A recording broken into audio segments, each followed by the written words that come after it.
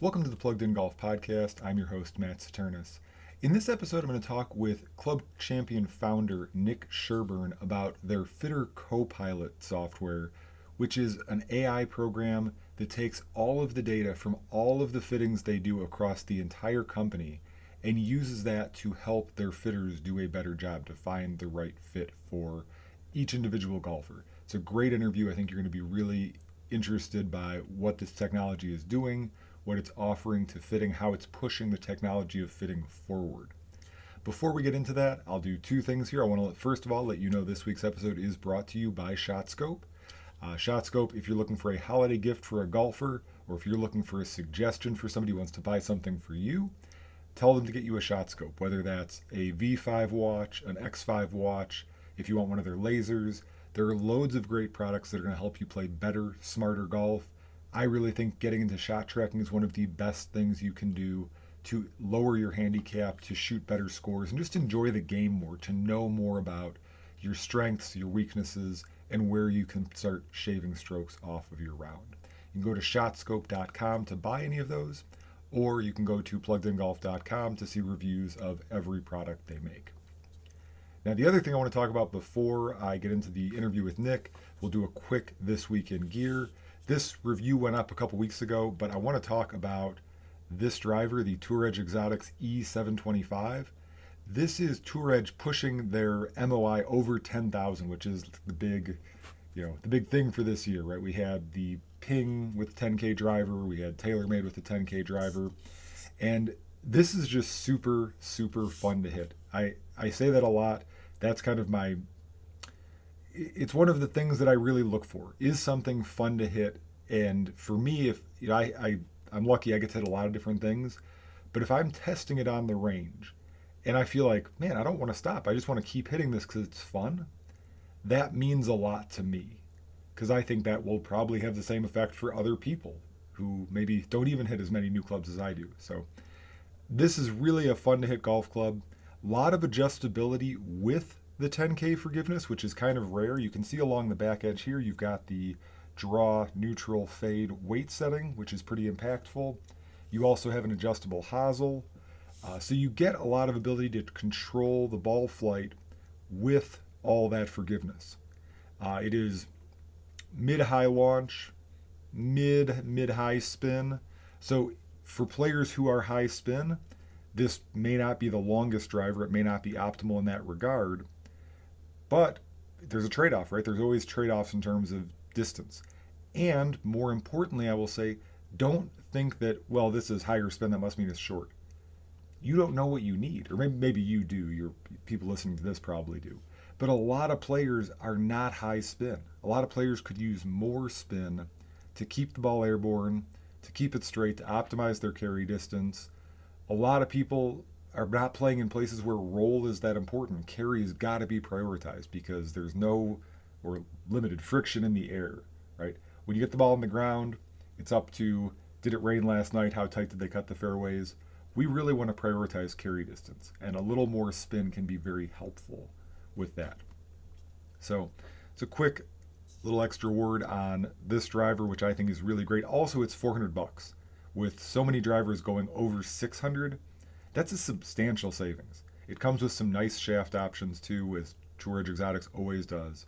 So definitely something I would be checking out if you're looking for a new driver, either for the winter season if you play indoors or you travel, you snowbird, or just as we head into 2025. I think this is going to hold up as a really solid club.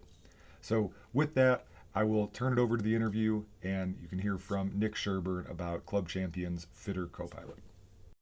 We're now joined by Nick Sherburne, the founder of Club Champion, dean of Club Champion University, master fitter, master builder, and a frequent guest on this show. Nick, thank you for coming on again. Thanks for having me, Matt. So we want to talk today about Fitter Copilot, which is something you talked about on your podcast recently. And it's an AI tool that is helping your fitters. It's something exclusive to Club Champion. Let's start with just a real short general overview. What is Fitter Copilot? So, obviously we always advertise 65,000 plus combinations, and it truly is. Actually, it's more than that now, the math. But the reality is how do you decipher in an hour and a half, or a full bag 3.5 hours? How can you actually go through all that product? That's impossible. Hmm. So we started to try to solve that problem a couple of years ago. And the cool part was we take 1 million swings a month, on average, 1 million swings a month across all our TrackMans across the world. And some buddies that were in data science came to me and they said, this is ripe for just making a software that's going to help you service your clients. They're obviously golfers and clients themselves. Hmm. And so they were looking at it even from their own love, like, hey, would you be interested in doing this? And so we set out on the path. Is this doable? How accurate can it be? All those things. And they got really excited about it. And we built it out.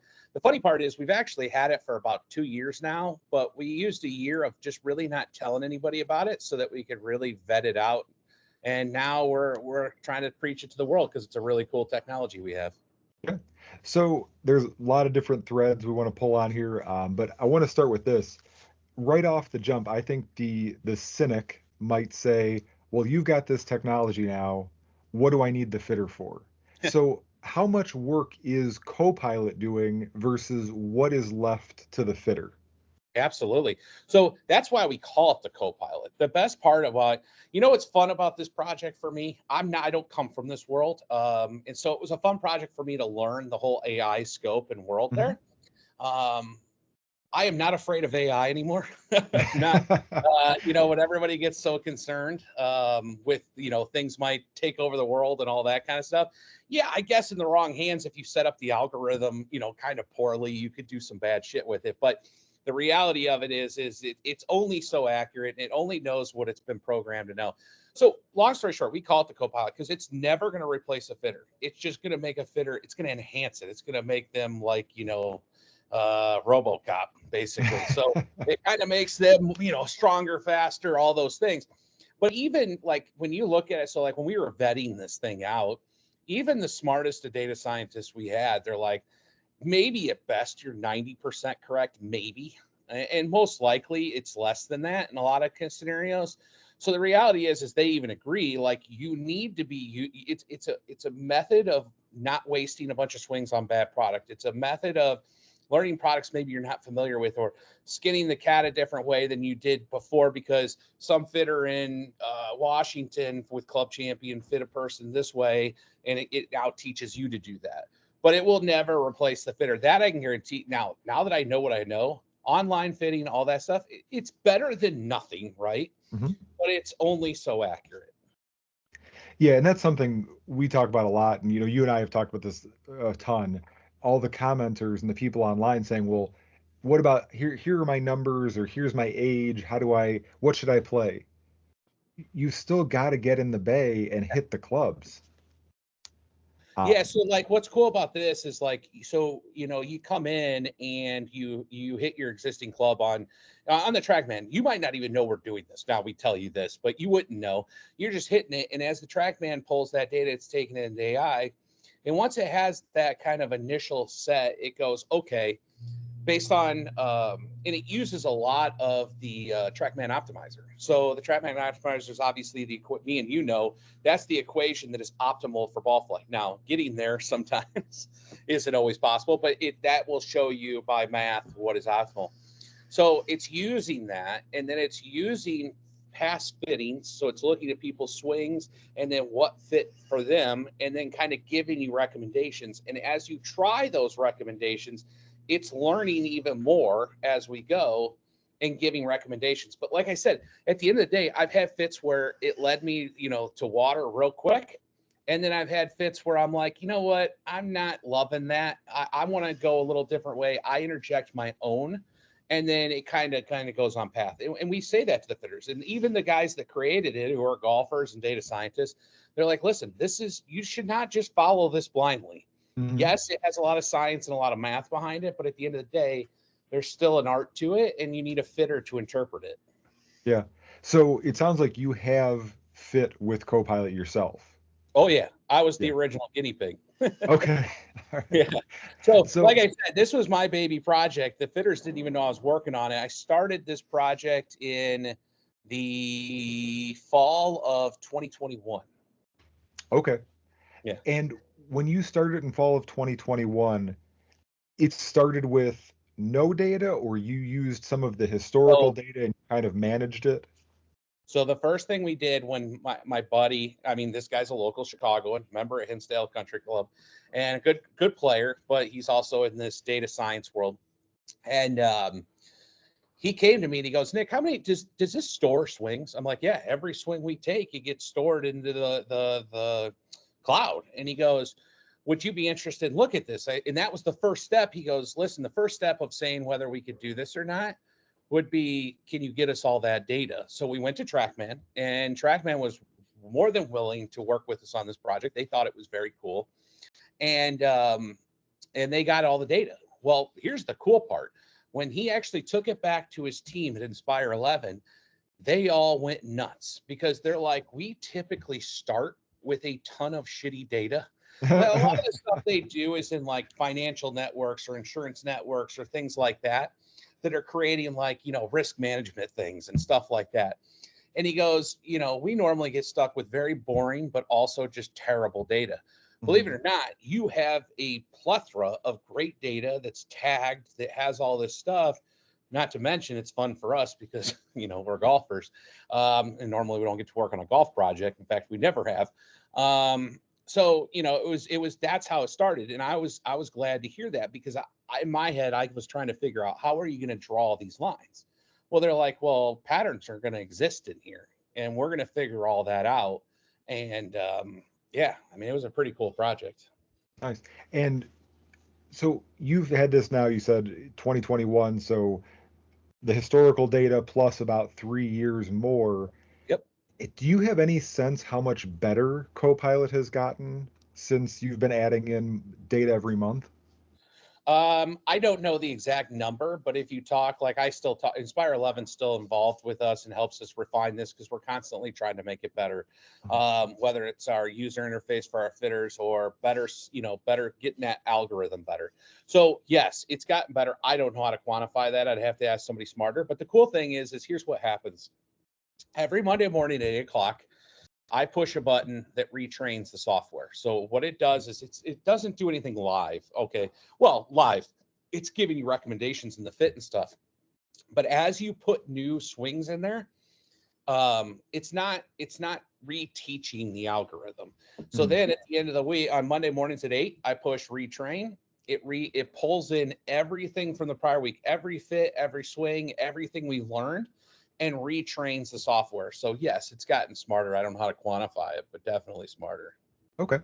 Um, from if I was in the Bay, I kind of want to walk through the fitting process of using Copilot. One thing I'm curious about, does Copilot take in any non-TrackMan variables? Like if I walked in, would you put in Matt is 41, male, bald, any of that? Or No, are you're only interested in what the TrackMan says? no, it's not any of that. We don't do any of that yet. That's still up to the fitter on that kind of stuff. All it's looking at is it's looking at your swing, obviously. So it's looking at some core parameters of your swing, and what's kind of cool about that is obviously it's the optimizer part. That's easy. But then we talked to the data scientists went out and did their own research, like, talking about like, okay, what kind of things in a swing do you think would be important to look at to use as like North Stars, right? Like, okay, so somebody has this attack angle or somebody has this club path or, those kind of things. Are they more likely to gear towards this type of product? Are they, or vice versa? So and that's ultimately what it is. It's kind of triangulating, TrackMan data with the optimizer with the end fit that has happened in the past, and it's weighted and it kind of triangulates throughout that. Because, like I said, at the end of the day, a lot of times it works flawlessly, and then there's some people where it's like you get down a road a little bit, and you're like, you know what, I'm going to bail from this and go my direction. And that just shows how, it's not always perfect. Mhm. But what I love about it is, I will tell you this, the new fitters that we have come into this company perform at such a higher level quicker because, it's daunting when you walk into a fit and there's so many combinations. I don't care where you fit at these days. I mean, it's a lot of combos. So when you're a new fitter, it's not that they're bad fitters, but knowing every little product is, this helps, streamline that big time. Yeah.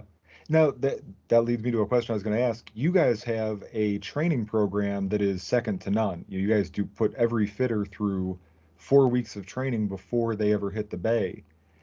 Is there any thought to Copilot being able to shrink that because Copilot is doing a lot of the work?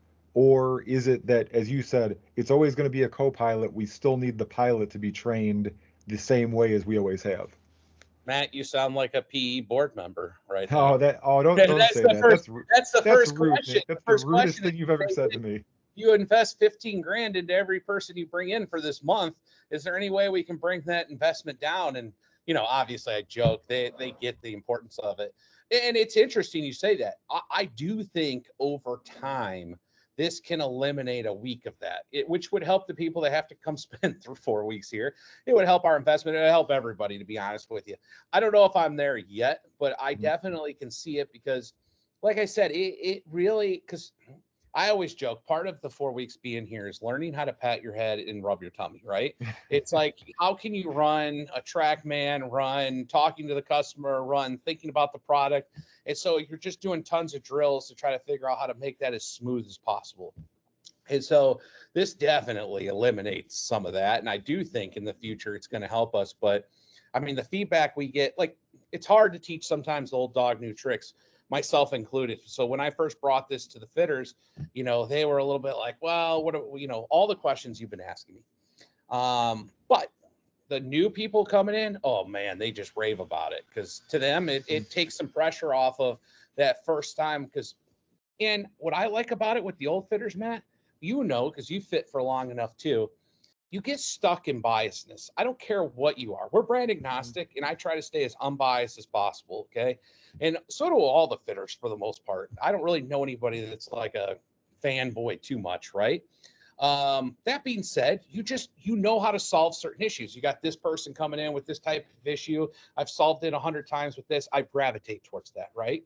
It's not really the product more than just it's worked, so they use it in the past. Copilot kind of stirs the pot, and I like that because it's like, and even like Sislo, our head of training here, he's even come to me sometimes and goes, "Wow, Copilot came up with something today that I was just like, there is no way in hell that this is working." Mm-hmm. Threw it in there anyway, and he goes, "The person smoked it," and he Yeah. goes, "I learned something. I did not think in a million years that would ever work, and it worked."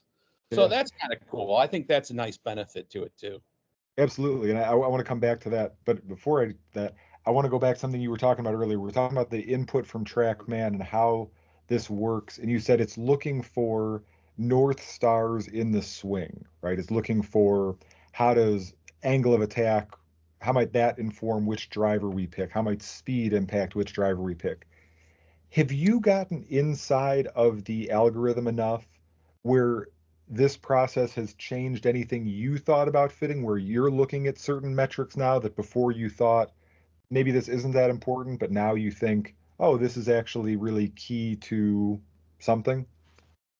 Uh, um, no, that's a hard one, I think. I don't know if I've learned something like the North Star necessarily. Um, I think I think if I had to learn anything from this whole, like, designing this product, is there's multiple ways even within math to solve a fit. So Hmm. how like you'll get on forums. I guess this is the easiest way to say it. You get on forums, you get online, and you'll be like, you'll hear people argue all the time about like, okay, I fit into this, or I fit into that, or Club Champion fit me to this, True Spec fit me to that. And so this one's shit, this one's not. What I've learned, and I kind of already knew this, but I mean, it is completely evident when you do it, like you look at all the data, and I'll talk about that in a minute, is that there are multiple ways to do it. So like Hmm. when you come in, like, and that's why I always try to stay away from bad mouthing other fitters unless the product just doesn't perform at all. And then that's, fair game, I guess. But, I wouldn't do it just off eyesight because to the point I just said about Sislo too, I saw it when I was building this thing out. I could see sometimes there were swing types, like for example, club path, tack angle, stuff like that. Those are two big ones that they use. there was like 5 or 6 shafts that we could have used to solve that equation. I mean, it could be. Yeah. And so Yeah. now it comes down to a feel, right? Like this is where you cannot replace the fitter. I still, when we did that test, okay, these 5 shafts should work, right? Okay, let's have the person hit all 5. And let's say 2 of them would be awful, even though they say they should work. 3 were pretty good, but there was always one where the customer was just, you hit it great, right? Well, all of a sudden it was just a feel. It was just a little different feel. And that's why you got to hit it. You still got to test it. You still got to go it, because by the numbers, all 5 could have worked. Right. Yeah. Yeah. I don't know if I have a North Star that I picked out. All I learned was do not take it at face value all the time. You still got to test. Yeah, and I like what you said at the start there about not bad mouthing other fitters because there are different ways to get there. I don't get this comment a lot, but I'm sure you get it walking into the bay frequently. People come to the site and they say, "I got fit for this, and I'm not sure about it. It didn't work quite like I wanted, or this or that." And the first thing I say off the jump is, if you got fit, I'm not going to second guess that because I know there's a reason the fitter did that, right? The fitters aren't just like, yeah, here, whatever, right? It Yeah. doesn't. They Well, had it should be numbers driven. So at some point it was correct, right? And then now, if it doesn't work, maybe we got to go figure out what went wrong between that moment and this moment. Which that's why we have our build process to try to control all that. right, But yeah, to 100%, and it's but the AI, like to me, the AI kind of, what I've seen with customers is it kind of is a third party validator, right? So a lot of people trust their fitters, and we want people to trust our fitters, and you should be able to trust our fitters. We wouldn't be here 25 years later if we had a bunch of crappy fitters out there. But it's nice to know, especially in today's world. Like I joke, when we were in college and I was starting this thing, I had, I think, like 5 heads, 6 heads, like 20 shafts to choose from. And so like it was super easy for me, right? Like I kind of knew what it was. And I couldn't zero in things as well as I could today, but it was an easy thing. And now you look at the world that we live in, and I mean, there is a monster amount of SKUs, whether it's heads, shafts, grips. It's just, how do you keep track of it all? And the reality is we invest that 1 month of training, like we talked about. Most people, I don't know any other company that does that. So most of the fitters you're seeing are getting training on the job more than they're getting trained up front. That doesn't make it bad, but it's truth. And so how do you get through all this product? It was going to get to the point I couldn't even get through it all. And I'm like, eat, sleep, and breathe this thing. So I think this is the future. If you're going to go get fit, to have something like, the fitter is never going to not be important. You need that translation. You need that education. You need that relationship so you can understand everything that's going on in a fit. But to not have something help you be smarter doing it with the amount of options that are out there these days, yeah, like I just don't think it was going to be possible. Like that's why we went down this endeavor. Listen, it was a big investment for me to create that software.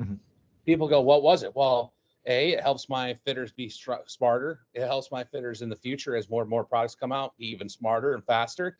But it also, in the fit, it should take swings down because, Matt, like a lot of times if we're doing fits or whatever, there's going to be some pulls, I call it pulls off the wall, right?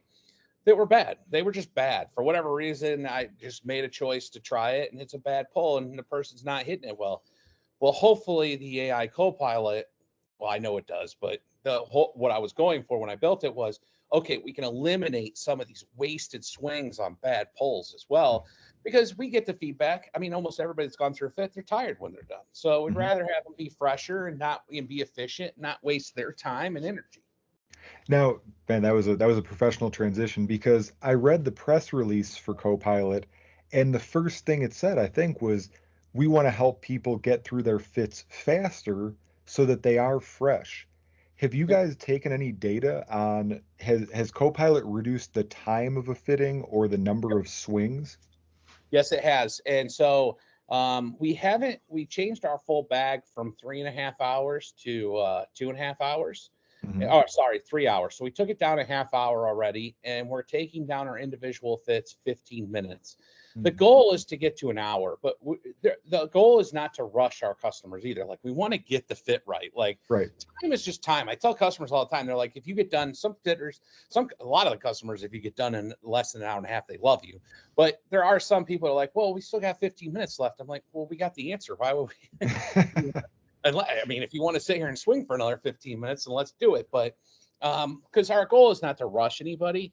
But most people that come in, I mean, listen, 3.5 hours for a full bag is a long time. Mhm. And there's a lot of swings in there that, if we can straighten out, it's just a waste. Yeah. And so, yeah, the goal is to get it down. I think, I want people to be fresher. You can see people are fatigued at the end of most fits. A lot of Mhm. people are.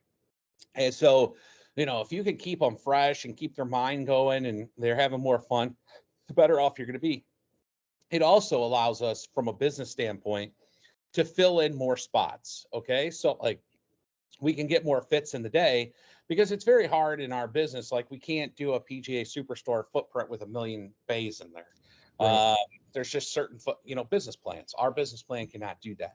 So it allows us to do that. And I think what appreciates that is like, we're busier, obviously, end of the day, beginning of the day. Now we can get more people into the store that might be waiting a couple days to get in Mhm. because we're more efficient. I think it's Yeah. a win-win for everyone. Yeah. The other thing I want to throw in there, as far as not wasting swings, building to that point about not being fatigued, because I definitely hear you, and I think that is a real key thought for people right away. Again, the cynics, like, oh, they're just trying to push me through and then just turn more people through the bay. I've been through so many fittings, just as you've been fit many, many times. When somebody hands you a bad pull, as you said, a bad combination, Yeah. that can not only is it wasting effort and energy, it can kind of get inside your head a little bit, like, Oh, oh it can God, like, derail a fit. It can derail a fit. yeah. And now, so they hand you a bad one, you hit it bad, and they hand you the one that really should be right, but you're sitting there thinking, oh God, can I even hit driver anymore? What happened to me? And now you're not making the same good swings. So really, we're all working toward the same goal of getting to the right answer as fast as Right. possible. Selfishly, it does work for a business model, right? Mhm. Like, I'm not going to deny that. It helps us on a business model. But in all our feedback we get, because we do a lot of, like, what do they call it? Focus groups. We do a lot of surveying. We do a lot of that. And a lot of people do comment on, it's exhausting. I was very tired at the end. I felt like I couldn't give a good thinking process at the end when we were going through the build sheet and sales order because I was so tired or worn out. Yeah. So I think there's a lot of those things that happen. The other thing I find very cool about this, and I might be transitioning too much on it, but we are now the way that this works, like, how we have to tag products. Like, we were Mhm. pretty good before, and that's how we had really good data. But now we're tagging products even better because Copilot has to, Mhm. and that's how it keeps things straight. The amount of data, I mean, the OEMs that are coming for our data is unbelievable because they want that. They can create, obviously, their own data and all that, but what they don't create is all the data with all the different shafts, all the different settings, all the different swing weights, everything that we do with all these swings and handicaps in live fire. They're Mhm. just like, are you guys going to make that available? And maybe for a price. Right. But I mean, Absolutely. it's very cool. Like, if you would like it because you're a numbers cruncher guy, and I've done down it. I have somebody else crunch it and then just look at it. But it is, you start to see some pretty cool patterns for certain swings, for certain, like, bend profiles, certain swing weights, certain settings, stuff like that. It's pretty neat. That's very cool. One last question about this that you mentioned a little bit earlier. You talked about fitters getting into habits of, like, oh, I have a high spin player. I'm always going to pull this head, right? And it's not a bias necessarily. It's a They mental know they model can that, spin or whatever it is, and that's what's done it in the past. So I'm going with that. Yeah. right. They're trying to be efficient. They're trying to do their job. But you said that Copilot will throw in some different things. Are you seeing that in the sales where you're selling more different SKUs than you did in the past? Yep. Yeah, Yeah. absolutely. The shaft. In fact, it was funny. Before this podcast, I was in my weekly purchasing meeting where all the buyers get in. We talk about what we're going to purchase and whatever. And we were looking at year-to-date stuff because it's getting to that time of year. And we were looking at shaft companies. And when you look at like the ups and downs of different shaft companies this year comparatively to other years, it's pretty wild to see. And we actually made that comment that, Copilot is kind of, stirring that pot a little bit. Mm-hmm. And And you're it's also seeing like what I've seen too is the more SKUs a manufacturer has, mhm. the more Copilot likes it. And I think that's because Mm, it zeroes in, like you look at like KBS, we're up pretty good with KBS this year. Okay. And KBS is a good brand. So, why is that surprising? Well, they have, as you know, weights across the spectrum right. and they have profiles across all those weights and spectrum. I mean, it might be the most comprehensive fitting system if you really were to put it into like paper Hmm. that you can get. Well, yeah, because now it can really hone in on that where a fitter before might have missed that a little bit, or they go, oh, I'm going to go over and use this or that or the next thing. So there's certain ones where I've seen that, like, it kind of mixes the pot a little bit. And it really, you've always used the term brand agnostic. It Mhm. makes you more brand agnostic, if anything, because now you're really unraveling a little bit of that fitter, Bias. bias, quote Yeah, unquote. Yeah, absolutely. We that's all have very it, and we all have it whether we want it or not. And a lot of times it's not malicious. Like that's the best part with Club Champion when you get on somewhere and somebody says, "Well, they must get paid or this." Our fitters don't know margins, they don't know stocks, they don't have any spiffs, they don't have any of that stuff. But to your point, they still get locked in on how they've solved that problem. They think about our fitters. I mean, we do 150,000 fits a year. We have 330 fitters, so we have fitters that are just fitting nonstop, day in, day out. Well, guess what? They know they have to solve certain things, whether it's launch, spin, dispersion. And so once they start getting into a groove where they're like, okay, for this kind of thing, I use this because it tackles it. If I use this, but it could have been 5 things that tackled it. They just been comfortable with using that one to fix the numbers. right, right. And like you said, it's very cool because it lets it almost it almost creates like a mega mind of like this guy solves the problem this way, so the computer sees that, but then they see somebody else solve it this way, and we can put it together, and now everybody can solve the problem numerous ways. I get a couple times a week fitters texting me or teamsing me or emailing me going, I couldn't believe what it told me to do and it worked. Yeah, that's very, So very cool. yeah. Well, obviously we are such big fans of Club Champion and of Club Fitting, and this is just an amazing step forward. Before I let you go, I want to ask one kind of just question for fun for the audience. Nobody sees stuff earlier than you. What is something you've seen for 2025 that you are excited about, that you're intrigued by, that might go in your bag? Okay. I think well, I'll just say I think because some of it is public knowledge. I think Cobra's new adapter is pretty cool because I've liked that driver, but they haven't always been as adjustable as some of these other ones. And adjustability in a fitting world is very important. So it's one of the reasons why I believe Titleist is our number one selling brand in Club Champions because they're so eccentric to fitting and between their hosels and their weight ports and everything. So I think the Cobra, finally revolutionizing their adapter for more settings is going to be huge. But I haven't seen the new TaylorMade stuff. I see that actually tomorrow, so Okay. I can't speak for that. But I think Cobra, I think the other brand like Ping has a big launch coming, and I'm excited for that because obviously it's one of our best selling wood brands out there. It's one of the best performing wood brands on tours. It's that one may make the cut. Callaway, good. Have you seen that one? I'm not a sneak preview guy. I just Yeah, I'm up to it's my good. neck in the stuff that's out. It's again, don't screw it up, which isn't a bad thing, right? Because obviously we know that they've had a good run here in the wood section. And so I would call that one a don't screw it up, but that's fine. I mean, again, it's if you can make it a little bit more forgiving, a little hotter, and don't screw it up, then fine. That's what people need to realize too with this products and especially new products is, you know, good hit to good hit, it's the same difference. It's all about the miss hits. And people need to remember, I was talking about this on XM radio just the other day with Michael Breed. I said, me and him, and you get this, your good shots, and we'll fit those. We'll make sure you get the shot you want. The reality is, fitting is eliminating as many of those bad shots as possible. Sure. And so, when people say, well, how is that driver going to do this? Well, I'm like, it's going to be hotter off the toe. It's going to be hotter off the heel. There's no one better testing the toe of a golf club than me. So I can tell you that. Yeah. So collectively, we've got it covered. PXG might be the most forgiving toe hitting golf club I've ever hit in my entire life. I think based on the TrackMan, I've only had them for like 6 weeks. Yeah. But based on TrackMan numbers, because I have been hitting a lot in the TrackMan with them, I maybe lose 4 yards on a toe hit. So it's uncanny. Yeah. Yeah. Very cool. Yeah. Well, Nick, thank you for the time, and I gotta come down to Club Champion. I got to check out this Co-Pilot for myself. Yeah, come check it out. All right, thanks for coming on. Thanks.